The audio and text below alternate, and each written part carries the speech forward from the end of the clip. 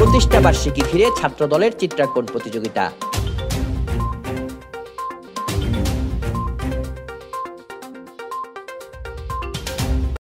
বাংলাদেশ জাতীয়তাবাদী ছাত্রদলের ৪৬তম প্রতিষ্ঠা বার্ষিকী উপলক্ষে চিত্রাঙ্কন প্রতিযোগিতা, আলোচনা সভা ও পুরস্কার বিতরণের আয়োজন করেছে রাঙামাটি জেলা ছাত্রদল।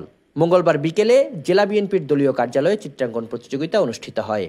প্রতিযোগিতার পর আলোচনা সভা ও পুরস্কার বিতরণী অনুষ্ঠানে প্রধান অতিথি ছিলেন রাঙামাটি পৌর বিএনপির সভাপতি SM শফিউল আজম।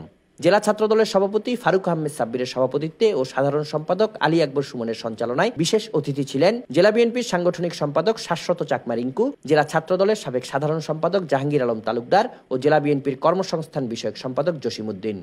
এ সময় জেলা ছাত্রদলের সিনিয়র সহসভাপতি হেলাল উদ্দিন, সহসভাপতি মোহাম্মদ মোরশেদ, খুরশিদ আলম রাজু ও লোকমান হাকিম, যুগ্ম সম্পাদক ফজলুল ইসলাম, ইসহাক তালুকদার ও মেজবাউদ্দিন, দপ্তর সম্পাদক আব্দুস সালাম, নগর শাখার সদস্য সচিব আব্দুস শাকুর জাবেদ, জেলার সহ দপ্তর সম্পাদক আশরাফুল, সহ সাধারণ সম্পাদক মোহাম্মদ ইকবাল, সহ সাংগঠনিক সম্পাদক আরজ হোসেন সুমন, ইমরান ও রাসেল, আপ্যায়ন বিষয়ক সম্পাদক সানিয়া আহমেদ সহ ছাত্রদলের সকল স্তরের নেতাকর্মীরা উপস্থিত ছিলেন।